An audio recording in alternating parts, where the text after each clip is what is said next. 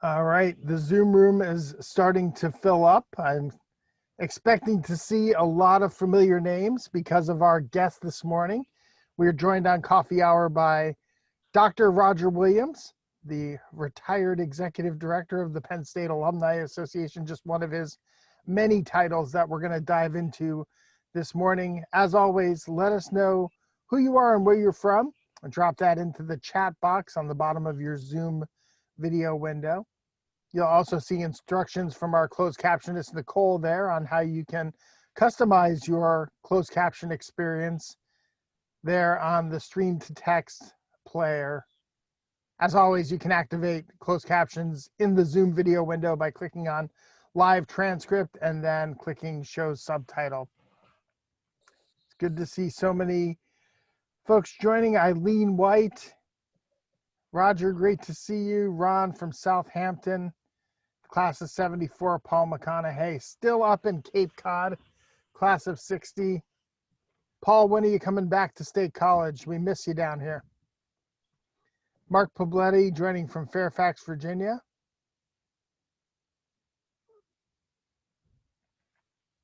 Excellent. We are also welcoming our audience from Facebook. Welcome in. We will be getting started in just a couple minutes. Let us know who you are, where you're from, and your Penn State class year.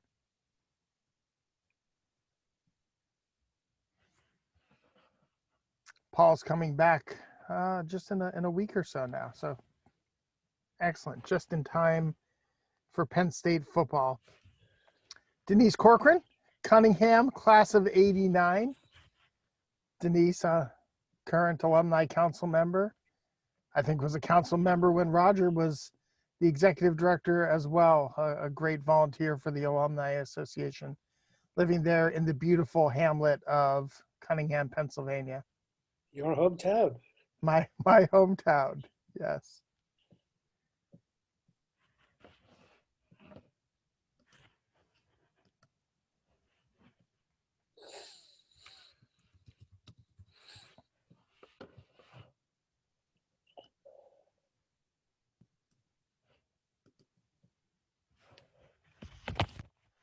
Where else would you rather be than a Zoom full of Penn Staters? Good morning. I'm Paul Clifford, CEO of the Penn State Alumni Association, and welcome to the Alumni Association's Coffee Hour, where each week you will hear the voices of Penn Staters talking about what they are passionate about, and you can expect to feel pride and the power of the Penn State network with each interview that we deliver to you here on Wednesday mornings.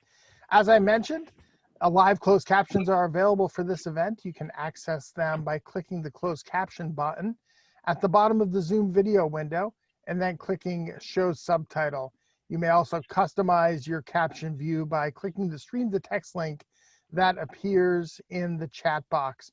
We are, as always, recording this session so we can share it with other Penn Staters for inspiration.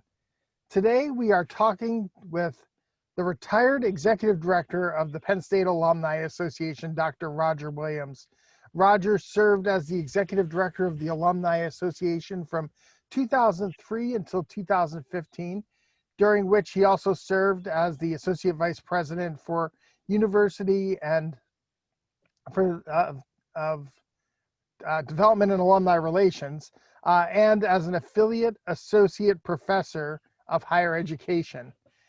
He is the author of 2 books on Penn State and land-grant college history, The Origins of Federal Support for Higher Education, George W. Atherton and the Land-Grant College Movement, which was published in '91. And then more recently in 2018, Roger published Evan Pugh's Penn State, America's Model of the Agricultural College.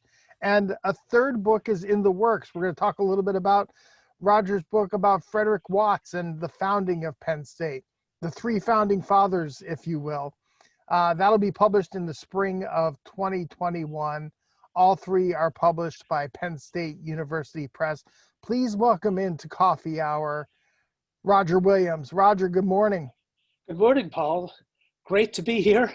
I heard some familiar names in your introduction, so I'm really looking forward to this. And you know, it's been 5 years since I retired. Boy, has that gone by quickly. It has. I can't believe I can't believe it's been 5 years. I mean, from my perspective too, these 5 years have flown by. But let's go back, Roger, to the very beginning. How did you become a Penn State Nittany Lion? Well, I was kind of birthed into the Penn State universe, if you will. I grew up in Huntington, Pennsylvania. My dad was supervisor of music for the public schools in that area. And he was a Penn Stater. He did his master's here in '48 on the GI Bill and started his doctoral work. And very early on, there's a photograph of me wearing a shirt that said, when I was probably about 3 years old, Penn State, class of 19, question mark, question mark. And occasionally my dad would drag me over to an occasional football game. So I kind of grew up going over the mountain to Penn State, and it really got branded into my consciousness very early on. And so you come to Penn State. What were you involved in while you were a student here? Well, when I was a student, I was involved mainly in music. And the music was rock and roll and jazz. I played keyboards in bands and actually paid for a lot of my education that way. Penn State was not terribly expensive at the time. It was about $425 a term. And my playing in bands, we were playing 2, 3, 4 nights a week at fraternities, at various bars in town. Provided a pretty good income actually for the time. So that was the focus, my extracurricular focus during my years as a student, undergraduate years anyway.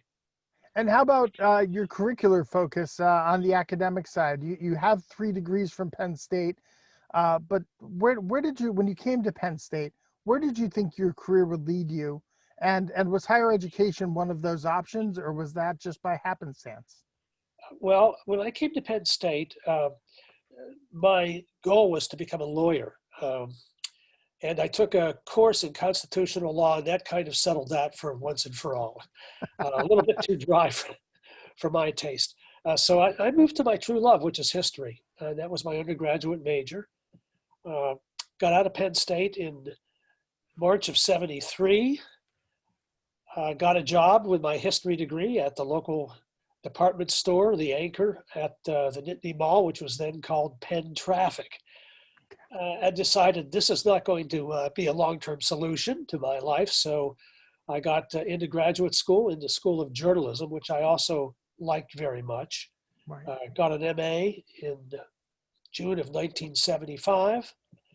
Worked as a reporter, luckily, for 3 years back in Huntington for the Daily News. It was a time where a lot of people will not recall, but the 1970s was for the journalism degree what the 1980s became to the MBA degree. Okay. And by that I mean Watergate was in full fury at the time. Woodward and Bernstein were national heroes. This is investigative journalism taking down an American presidency. Right. And a lot of folks wanted to major in journalism. So it was a great time for that, but it also created a situation in which the supply of would-be journalists outran the demand for it. So it wasn't easy to get jobs. I was lucky to get a job on a daily. So I did that for 3 years, and then saw an advertisement in the local paper for a writer-editor position at Penn State. I applied, was tested, interviewed, and got that job, and from there was able to move on. Absolutely. So before we kind of dive into your career in higher education, talk about kind of the why that was driving you, and why you decided to commit, most of your professional life to a career in higher education. Yeah, I pretty much always aspired to working in the higher education field. I grew up, as I said, in Huntington on the lip of the Juniata College campus. And as a kid growing up, hung out around the football field at Juniata. I knew a number of professors there, and Westminster chimes every 15 minutes. That's kind of been the soundtrack of my life. Right. I love it. So that was kind of the backdrop for moving along. This is the Penn State Alumni Association's Coffee Hour. I'm Paul Clifford, and I am joined this morning by Roger Williams, a familiar name to many here on on Coffee Hour. So you walked us through the early part of your career and the launch of your career here at Penn State. Where did you go from there? Well, I worked as a writer-editor in the Department of Public Information beginning in 1978.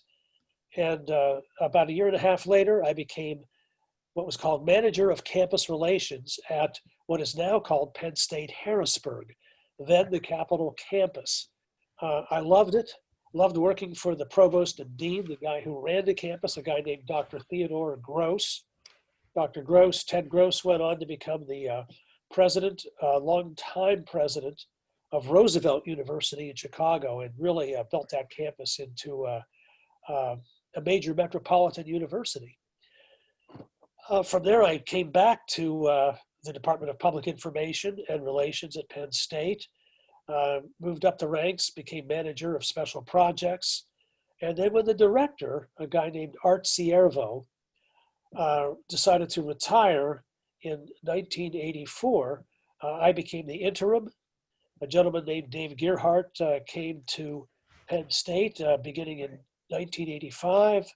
I was made full-time director of the Department of Public Information. That was my goal, to become the director of a PR department at a major research university by the time I was 35, and I made it by the skin of my teeth. So that happened. A very exciting time to be at Penn State.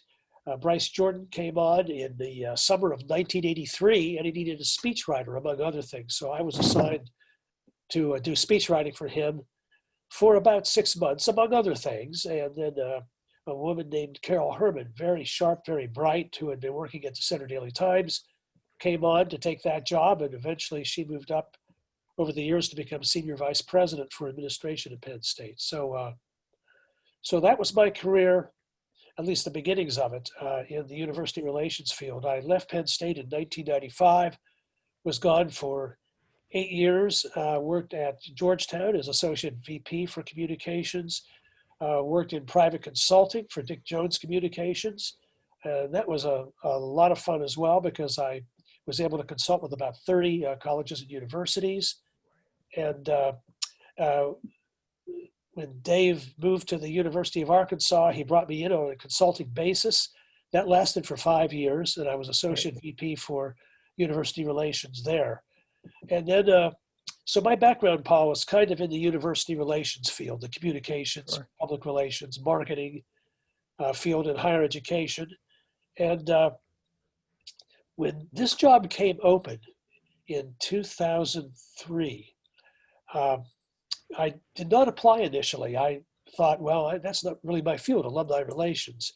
Right. But I was encouraged to apply and did so. And lo and behold, actually got the job after interviewing, doing some presentations, that sort of thing.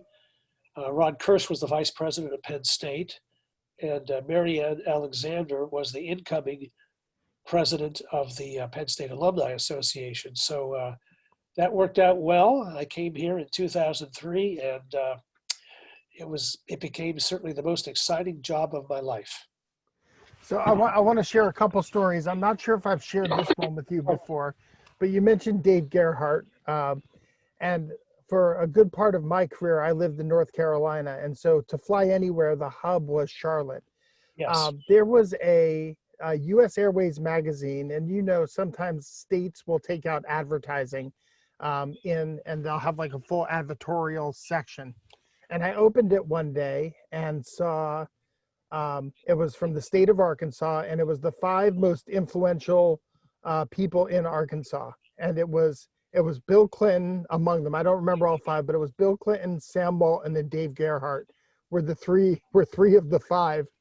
And I scratched my head. I'm like, wait, is that the same Dave Gerhardt that I know, who was a consultant with us up at UConn for a while and worked at Penn State? I mean, his career was one that a lot of people watched, and it was funny to see. At that time, he was the president of the University of Arkansas, listed with the president of the United States and Sam Walton. I thought that was, now that I know Dave a little bit, appropriate company for him. Yes, Dave actually, he got his bachelor's degree at Westminster College in Fulton, Missouri. That's the place where you may recall Winston Churchill gave his famous Iron Curtain speech. Right. But Dave got his law degree at the University of Arkansas, and among the faculty he had were Hillary and Bill Clinton, so he knew Oh, them wow. very well. And I got to meet both of them there, and also met them at Penn State even before all this happened. Yeah. In 1992, when Bill was running, Hillary came to campus a couple of times to raise funds and make speeches. So Bill was on pretty intimate terms with the Clintons. Yeah. So 2003, Roger, you become the executive director of the Penn State Alumni Association, the world's largest alumni association. Yes. At that point, I was early in my career, and would always seek you out at conferences. For those who are joining us, the executive director of the Penn State Alumni Association at that time was treated like a rock star in our profession. Everyone wanted a piece of Roger's time. They wanted to know what the magic formula was. And I, growing up in Pennsylvania and as a Penn State fan, I would always seek out Roger. Roger, how's the football team going to be? And he was so generous with his time with me at conferences. I mentioned that my son was wrestling in North Carolina, and wouldn't you know, one day a Penn State wrestling sweatshirt shows up on our front porch. Roger, you have been a custodian of this role. You have been a custodian of the profession, and I always think back on those days of just this guy who would just find you at these conferences that you didn't know from Adam, and I always felt like $1 million after our conversations. And so I wanted to take this opportunity to thank you for that, and to just let you know how much I appreciate being able to walk in your footsteps in this role. And a lot of those seeds were planted by you and just caring for a young professional at that point. Well, Paul, you were viewed throughout the Council of Alumni Association Executives, CAAE, as a fast rising star in the profession. And, I look at your very impressive background. You started in the alumni relations field when you were still in college. Yeah. And you moved around a bit. You were at Connecticut, certainly a very impressive career at East Carolina, then the University of Oregon. So you had a much more extensive background in the alumni relations field than I certainly did when I came into this role. So you were very impressive in your own right. So, well, I appreciate that. I'm glad our paths have crossed and continue to cross. When you came back in 2003 and you worked in the role until 2015, what were some of the accomplishments that you were most proud of? There were a lot of them, but I have to tell you, it was a joint effort, if you will, between incredible members of our governing board, alumni council, and executive board, a very supportive administration, Graham Spanier, Rod Kirsch, and very impressive presidents. I worked under 6 presidents, Marianne Alexander, and then Lou Gold, who became a dear friend and who passed away unexpectedly last March, David Hahn, who is a brilliant cardiovascular surgeon, and still is involved with the university on the board of trustees, as you know. And Barry Simpson, who was executive director of the Pennsylvania Bar Association and still is. And then Katie Smarilli, who moved up to become a regional bank president and now holds, I think, still is managing her own merger and acquisitions firm out of Lancaster, Pennsylvania. And then Kay Salvino, who was a medical practice administrator. It was a fabulous run. 3 women and 3 men as our presidents. So, but things that, there's so many of them that we were able to do jointly. And I got to tell you, when I came into the Alumni Association, I came into an excellent organization. Very strong predecessors before me who did great work. I remember thinking, Diane Ryan was my immediate predecessor for 6 years. And Diane had the monumental task of conceiving, planning, and executing the work that resulted in the Hintz Family Alumni Center, our first campus home dedicated exclusively to the Alumni Association. That took a ton of work. And so I had the opportunity of walking into this beautiful facility, which was barely 2 years old, being handed the keys to the kingdom. So, so many of the folks who came before me did great work. One other example was the Life Member Endowment, the Life Member Trust. This began after the First World War, and the folks who were governing the Alumni Association said, we're going to take life membership dues and we're going to bank them. We're not going to spend them on operating budgets year to year. Long story short, that fund, I think it's still over $50 million, is it not? The life It is over, it's over $73 million today. That's amazing. So Yeah. basically, we're standing on the shoulders of people who 100 years ago made a very good decision. So that said, what did we do? What are we proud of? At least during my tenure was an increased emphasis on academics. We did posters that showcased Penn State's academic standing in the world. We did impact reports for each college, showing deans what the Alumni Association's impact was on their particular college in terms of private gift support, in terms of membership, in terms of distinguished alumni and alumni fellows, and on and on and on. We begat the Alumni Achievement Awards, as you know.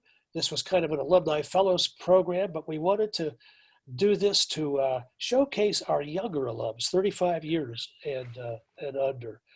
And we wanted to basically demonstrate to our students that you didn't have to be as old as I am to accomplish great things in your professional field. So from the President's Concerts to the City Lights program, where we showcased our brilliant faculty members in our 5 major metro markets, that was a big part of the emphasis on academics.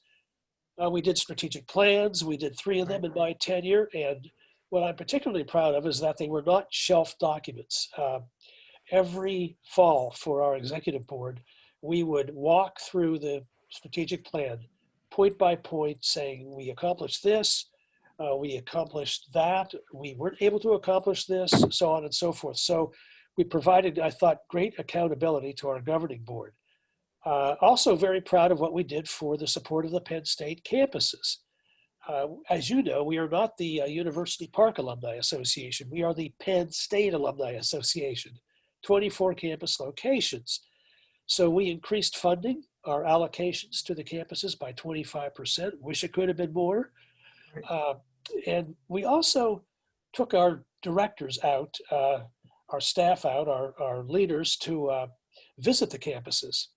And we made it to about 12 or 13, and then the Sandusky crisis hit. So that kind of got shelved. But supportive campuses was very important to us. Membership, of course, we grew from 146,000 to 177,000. And membership was vitally important to us to be able to demonstrate the degree of loyalty that Penn Staters have to this institution. And it was particularly important after the Sandusky or during the Sandusky crisis, because a lot of folks were saying, well, the institution's going to be really hurt by this. Right. We were able to demonstrate year to year quite the opposite. Our membership grew. As our development colleagues were able to show that private gift support increased year to year throughout the crisis. So very important. I could go on and on, Paul. I don't want to continue to run at the mouth, but the Blue and White Society, our emphasis on student memberships, getting our finances in order, always a challenge for us, but we were able, shortly before you came here, to solidify an agreement with our insurance programs that provided a lot more income than they had done previously. A new contract with Bank of America. Wish it could have been more, but at least it was something. Our fundraising programs, we started a development program, hired our first development officer, Amber Krieg, back in 2010. I love the fact that we were able to make a $2.1 million gift, which you have increased and sustained in terms of what we're able to do to establish trustee matching scholarships, trustee scholarships on each campus and in each college.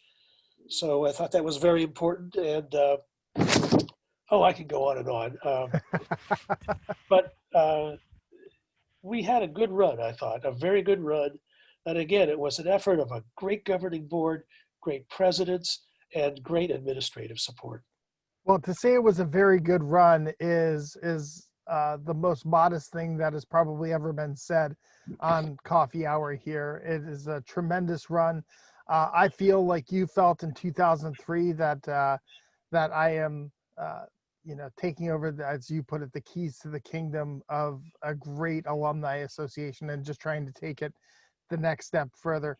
You mentioned 2011 and the Sandusky scandal, and I don't want to dwell too much on those dark times, but as a leader leading this organization through that period alongside the great leaders that you've talked about, what was the biggest kind of takeaway or leadership lesson you took away from that period?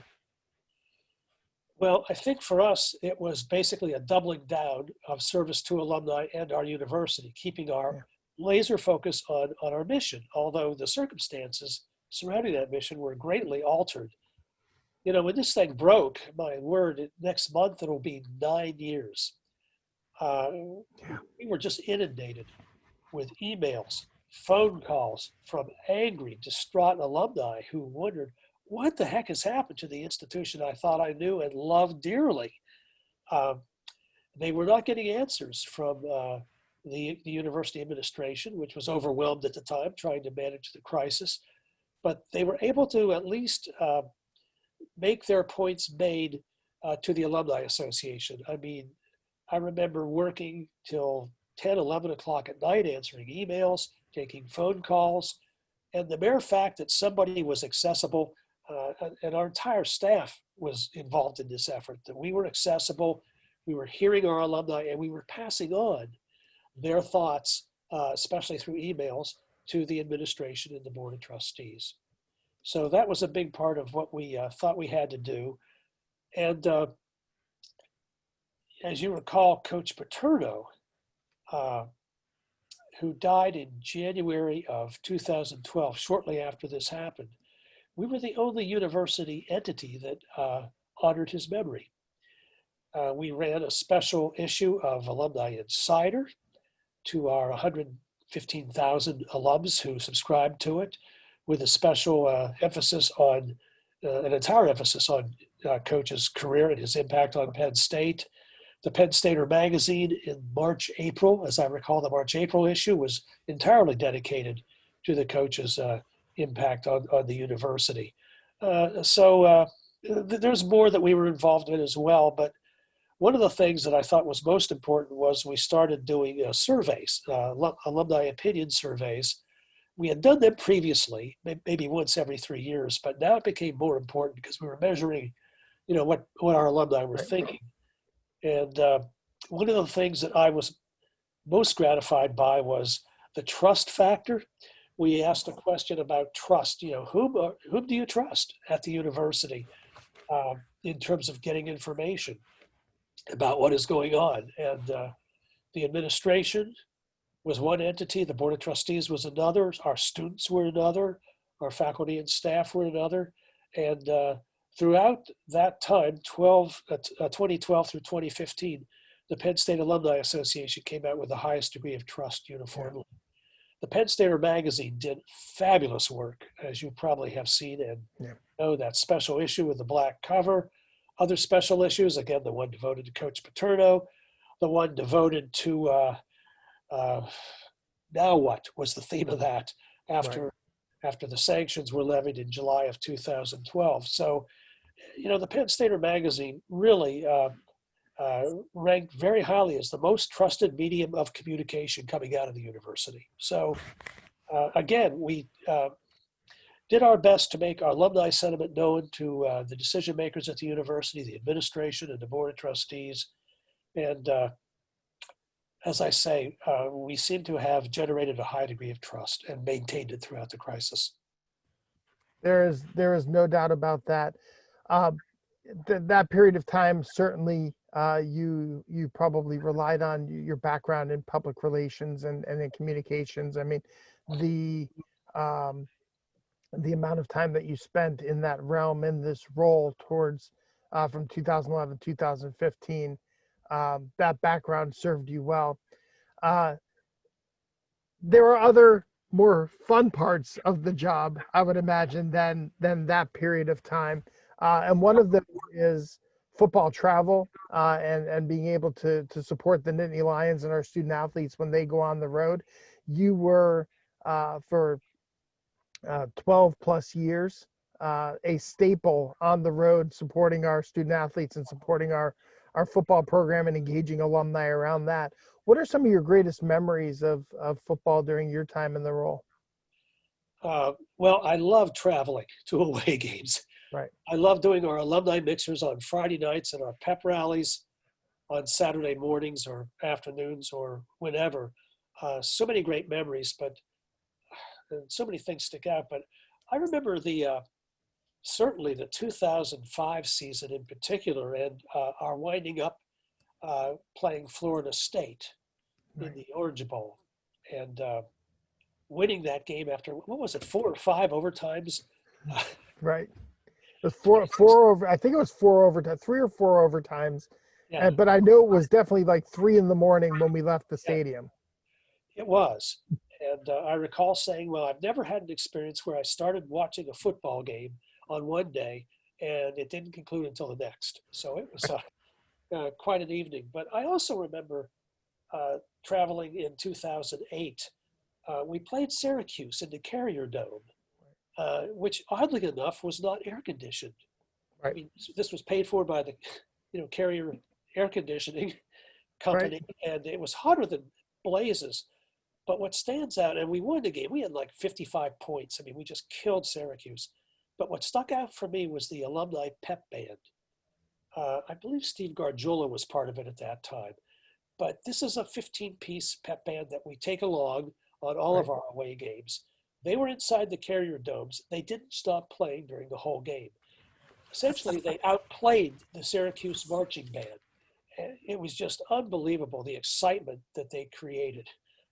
So that stands out. I also remember that same year we played Ohio State in the shoe. And was it Terrell Pryor who was the quarterback that year? We beat them 13-6. And that was an amazing, amazing game. There was so many great memories. I could go on and on at length, but those are a few of the favorite memories of traveling. I just love doing it. Roger, going back to your initial love and your initial reason for coming to Penn State was to study history. You have become kind of the foremost expert on Penn State's early history with your work with Atherton and Pugh and now Watts, and really the land grant movement. Talk a little bit about why you were drawn to the land grant movement, and in particular the 3 founding fathers of Penn State. Sure.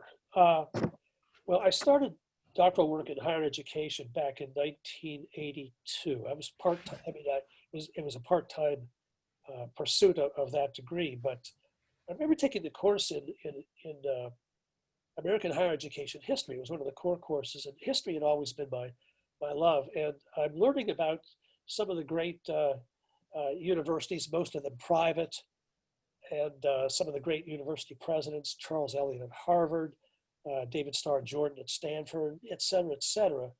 And I'm thinking, well, where the heck are the land grant institutions? I mean, there's like very little mention of them. And so that kind of piqued my interest in what in God's name is the land grant college movement, and why are we a land grant university, and what does that mean? So that kind of led me into this dissertation on George Atherton and the origins of federal support for higher education, which center on the Morrill Act of 1862, which is the enabling legislation for land grant colleges. So that was published in 1991. That came out of my dissertation, which was named Dissertation of the Year by the Association for the Study of Higher Education. When I came back here in 2003, Paul, I wanted to do something with Evan Pugh because I learned a little bit about him in the course of doing my work on Atherton. And when I first got here, In the fall of 2003, I told my administrative assistant, Kathy Stalker, I said, Kathy, Monday mornings, I'm going to go up to the library, up to the archives, and start the research on this. Well, Paul, that lasted 3 weeks. You know what this job is like. Right, right. It's not a job, it's a way of life, as you well know. And it required my total effort and concentration. So that got put on the back burner until I retired. And so I was able to start on Evan Pugh the week after I retired by going into the archives. And fortunately, there's a great, the Evan Pugh papers are incredibly well organized, and they're voluminous. I mean, Pugh was an incredible writer. Right.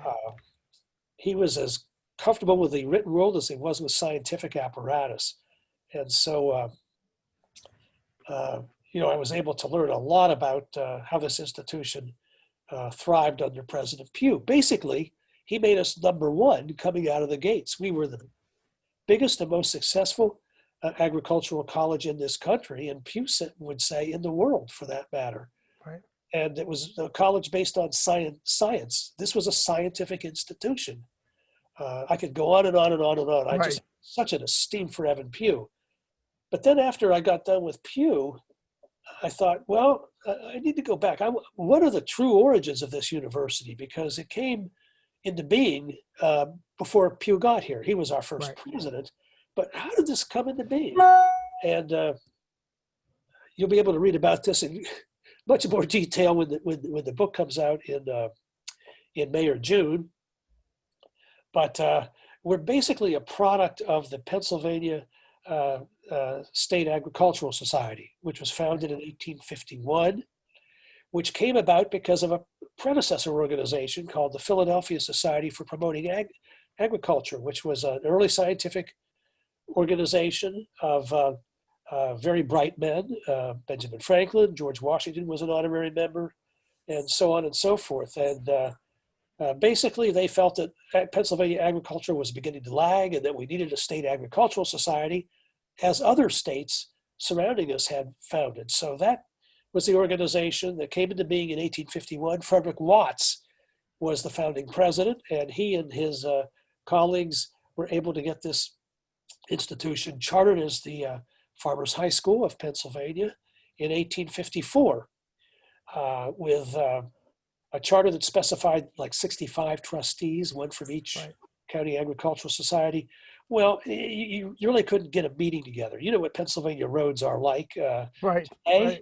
Imagine what they were like in 1854. So they prevailed on the legislature to revoke the charter and establish a new one specifying only 13 trustees in 1855. And so that's really the date of our birth.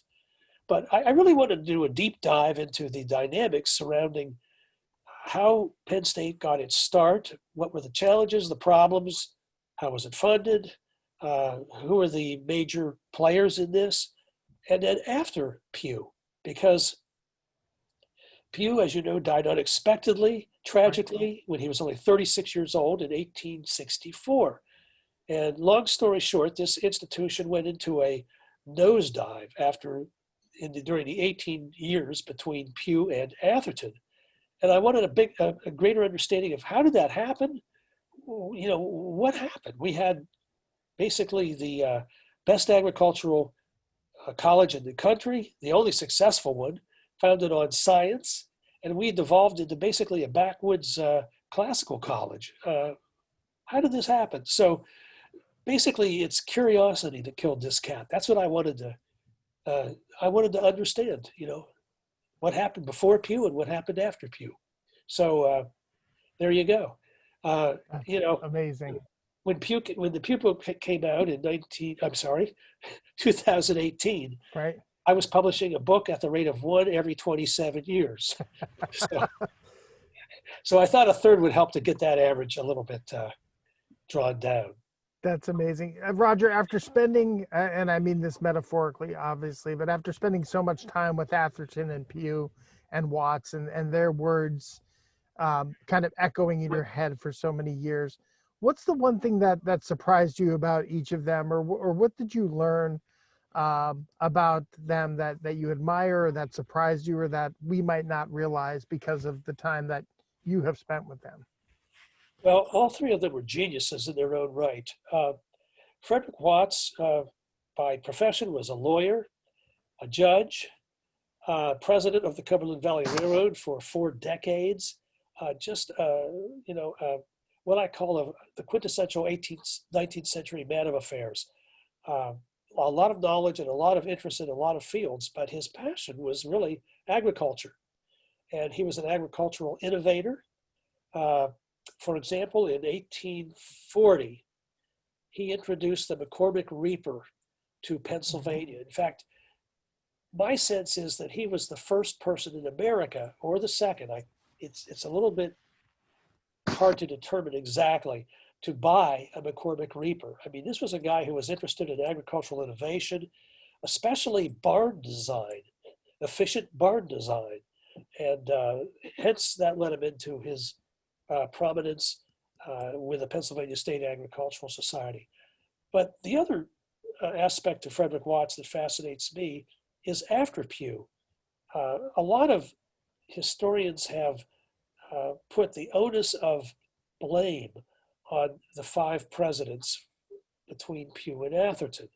So you're talking about William Allen, you're talking about John Fraser, you're talking about Thomas Burroughs, you're talking about James Calder, who was here the longest, and you're talking about, at the tail end, Joseph Shortledge, who was an absolute disaster.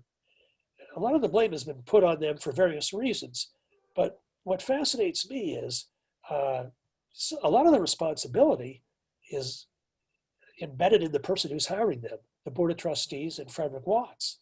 So I talk about this, and to me, it's a cautionary tale in making sure you're choosing institutional leadership that's in line with your mission and is going to push you forward along those tracks. And our track was as an industrial university. Agriculture and engineering were the fields that were to be prominent. Certainly the liberal arts and other fields were a part of this, but we really got off track. And so I looked at some of the dynamics into how those 5 presidents were chosen. Right. It's funny. Some of those names are familiar names around town, things that have been named after potentially some of the worst presidents in Penn State's history.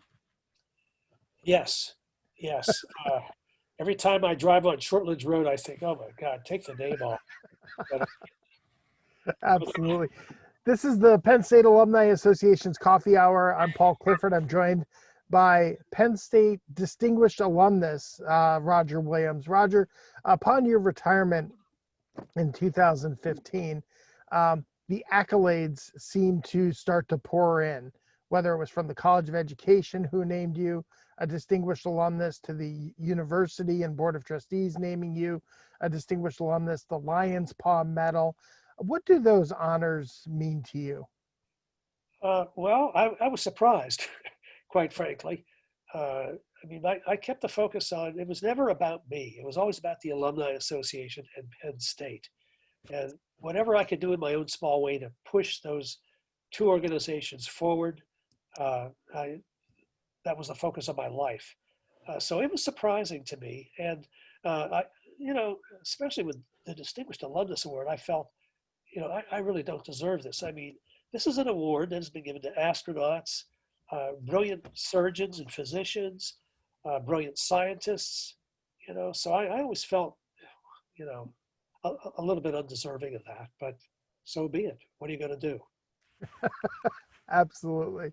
Absolutely. Well, Roger, you are so deserving. I mean, you've been a custodian of the Alumni Association and of the university for so many years and have carried that flag forward. You've taken your rightful place amongst those astronauts and others that have received that award. And so I think it's just your humble nature to not be able to see it, but the rest of the world has seen it and admires it and has been grateful for your service to Penn State.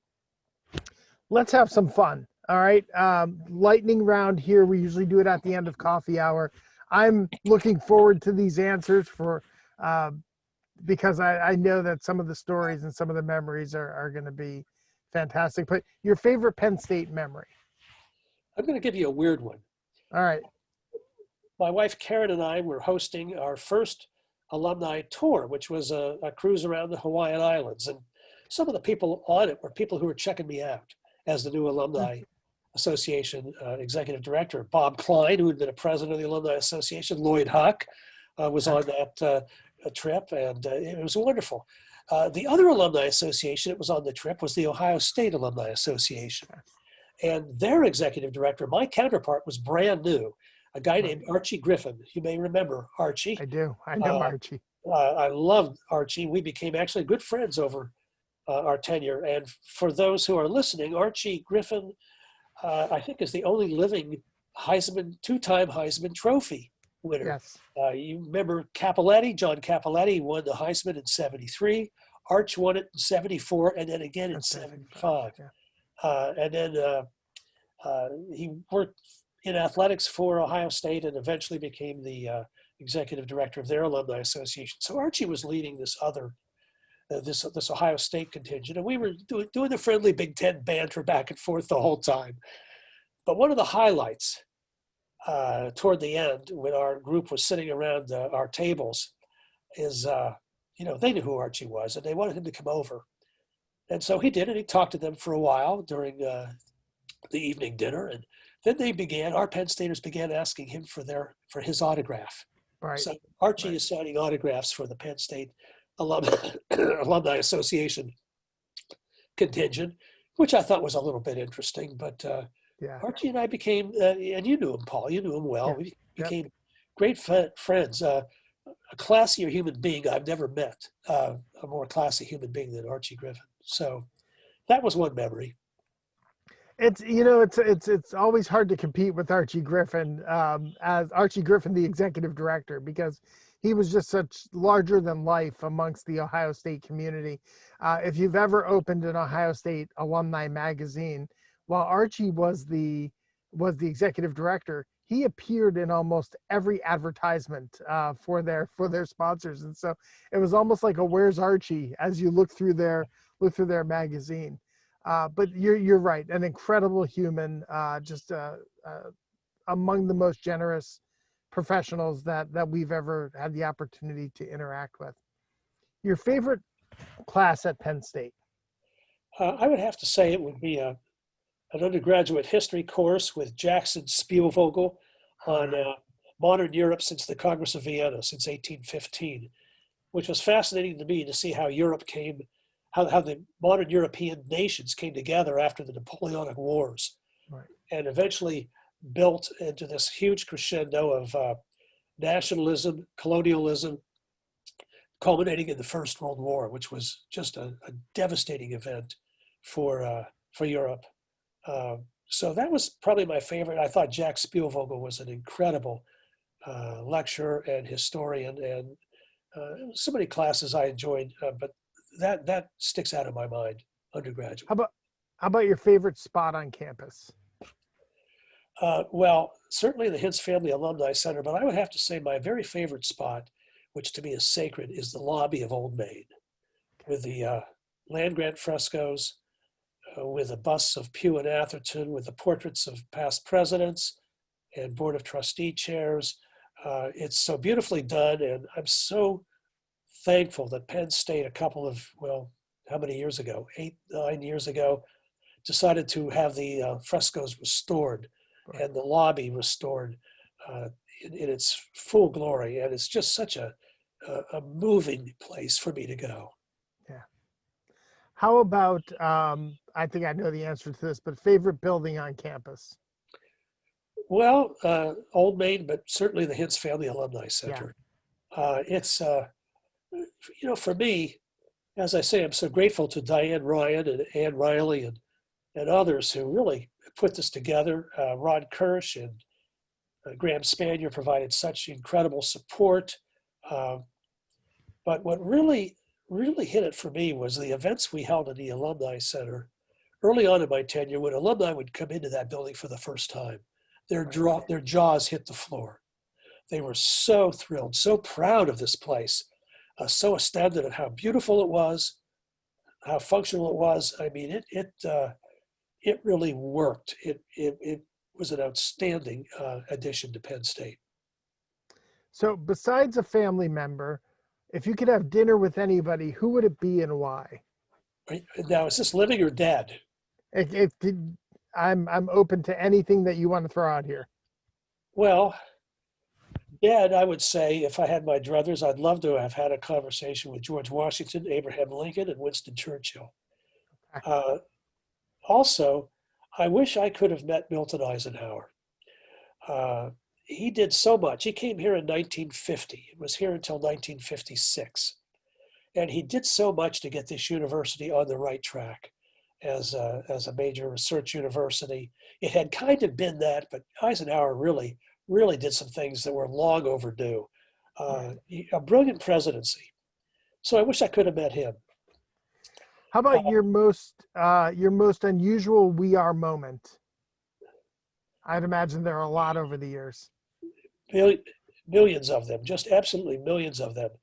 But I would have to say, probably the proudest was in August of 2014 when we went to Dublin. Yeah. And Penn Staters, I mean, we had 30,000 Penn Staters over there for that game with Central Florida. But we were all over that country. I mean, anywhere you went, you got we are's. It was just overwhelming. And you talk about an impact on the Irish economy. It had to be phenomenal. But that was one of the most exciting episodes of my tenure. And we won the game, Yes. most importantly. But it was just, we had an Alumni Association tour with 2,000 people going along with us. A number of our past presidents, Katie Smarelli was on that, Kay Salvino, Barry Simpson. It was just a tremendous time. And that whole country was resounding with "we are." Roger, you are a staple in the arenas and the fields and the stadiums around campus. But what is your favorite Penn State sport? Well, I love them all, but I got to say football. Yeah. And basketball, close second. Men's basketball, a close second. But I mean, I kind of grew up with Penn State football, so I'm so looking forward to 3:30 p.m. on Saturday, October 24th. Let's get this party started, you know. It'll be here before you know it. Finally, your favorite flavor of creamery ice cream? Oh, Paul, Alumni Swirl, without a doubt. Swirl. Absolutely. WPSU coffee break, a close second. That's I have them just reversed. Okay. I have WPSU coffee break and then Alumni Swirl, and then whichever one is then put in front of me. I love all of them. So yeah, really, it's incredible ice cream. Yeah. Roger, thank you so much for joining us this morning on Coffee Hour. There's a lot of great comments. I hope you get a chance to read those comments in the chat box, but your accomplishments have certainly swelled thy fame of dear old state, and for that we're truly grateful. And I'm grateful, Paul, that you are in the position you are to continue swelling the fame of our beloved alma mater and the incredible Penn State Alumni Association, the biggest and the best in the world. And I want to thank everyone else for joining us for our conversation with Roger today. If you're a member of the Alumni Association, we are so grateful to have your support. If you're not, it's just as easy as going to our website at alumni.psu.edu, and you too can become a member of the world's largest alumni association. I want to invite everybody to join us again Thursday at 8 o'clock. John Black and I will be back with another episode of Football Letter Live. We will be featuring staff from the Penn Stater magazine and how they talk about Penn State athletics through the award-winning Penn Stater magazine. Thank you all for joining us, for all you do for the university, for the glory, and for the future. We are Penn State.